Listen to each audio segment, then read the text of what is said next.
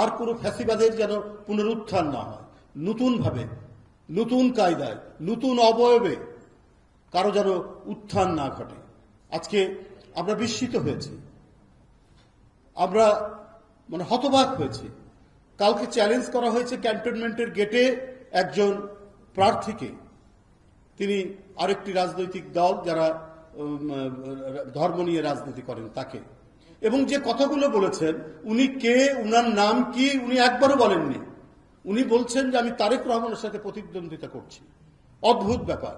এবং যে আচরণ করেছেন সেই কি বলে নিরাপত্তা বাহিনীর সদস্যের সাথে, সেটা ভাষায় ব্যাখ্যা করা অত্যন্ত কঠিন। এত অশোভন, এত আনপার্লামেন্টারি ওয়ার্ড তারা ব্যবহার করেছেন সেখানে।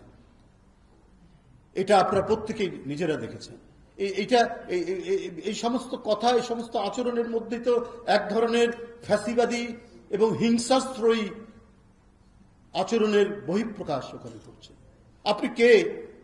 আপনি তারেক রহমান সাহেবের সাথে প্রতিদ্বন্দ্বিতা করছেন, কিন্তু আপনার নাম নাই, এবং এমন শব্দ উচ্চারণ করছেন তাদেরকে।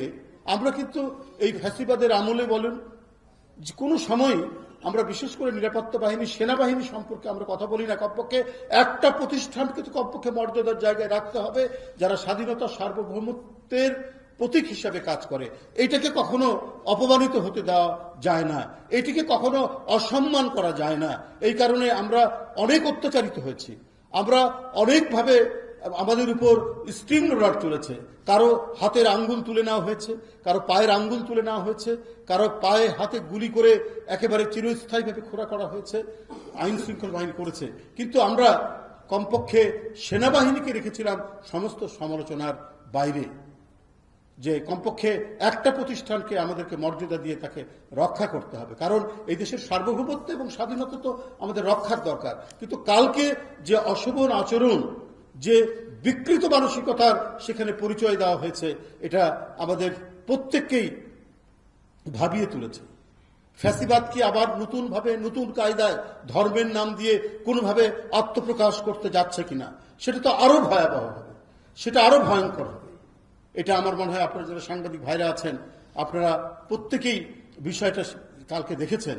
এবং আমার মনে হয়েছে যে 15 থেকে 20 বার তিনি বিএনপির চেয়ারম্যানের নাম বলেছেন, উচ্চারণ করেছেন, এবং তিনি বলেছেন যে তিনি তার সাথে প্রতিদ্বন্দ্বী করছেন। তাকে আপনারা এই করেন, আপনার জিপ দিয়ে তার রাস্তা পরিষ্কার করেন, এটা কেউ বলতে পারে? কোন রাজনৈতিক কর্মী? আমরা তো এতদিন ছাত্র জীবন থেকে রাজনীতি করে আসছি, ইউনিভার্সিটির প্রতিনিধিত্ব করেছি, ছাত্রদের নিজের সংগঠনের সর্বোচ্চ দায়িত্ব পালন করেছি। আমরা তো আমাদের মুখ দিয়ে কোনোদিন বেরোতে পারিনি। অনেক সময় অনেক বিষয়ে, আন্দোলনের সময় পুলিশের সাথে আমাদের কথা কাটাকাটি হচ্ছে, ঝগড়া হচ্ছে, কিন্তু এই ধরনের আনপার্লামেন্টারি ওয়ার্ড কোনোদিন আমরা সেই ধরনের ব্যবহার করিনি।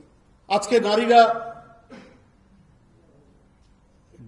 আপনার অপমানজনক কথার শিকার হচ্ছেন। আজকে নানাভাবে রাজনৈতিক প্রতিপক্ষকে সমালোচনা করারও একটা গণতান্ত্রিক স্ট্যান্ডার্ড আছে, পৃথিবীর সব দেশে আমরা দেখেছি। সেই স্ট্যান্ডার্ডগুলোকেও আজকে নষ্ট করে দেওয়া হচ্ছে। তাহলে এটা আবার কোন দিকে ধাবিত হচ্ছে? আগামী 12 তারিখ আমার মনে হয় জনগণ প্রত্যেকটি প্রত্যক্ষ করছেন, প্রত্যেকটি ধারণ করছেন, এবং তাদের বিচার বিশ্লেষণের মধ্যে দিয়ে তারা নিশ্চিতভাবে একটা গণতন্ত্রকামী এবং দেশের স্বাধীনতা সার্বভৌমত্ব যারা রক্ষা করতে চায়, এবং গণতন্ত্র মানে তো হচ্ছে সভ্য মানুষদের শাসন, গণতন্ত্র মানে হচ্ছে সত্যিকার অর্থেই প্রগতির শাসন, একটি সমাজের অগ্রগতির পথে এগিয়ে যাওয়ার পক্ষে যারা, তাদের শাসন। সেইখানে যারা নারীদেরকে অপমান করে, যারা নিরাপত্তা যারা দেন তাদের কর্মীদের সাথে অসভ্য আচরণ করেন, এরা অথবা এদের মতো যারা আছেন, আমি কারো নাম বলতে চাই না, তারা আমার মনে হয় জনগণ এদেশের সবসময় ন্যায়সঙ্গত বিচার করেছেন। যদি তার ভোট দেওয়ার অধিকারটুকু নিশ্চিত হয়, তাহলে সঠিক বিষয়টি তার রিফ্লেকশন হবে।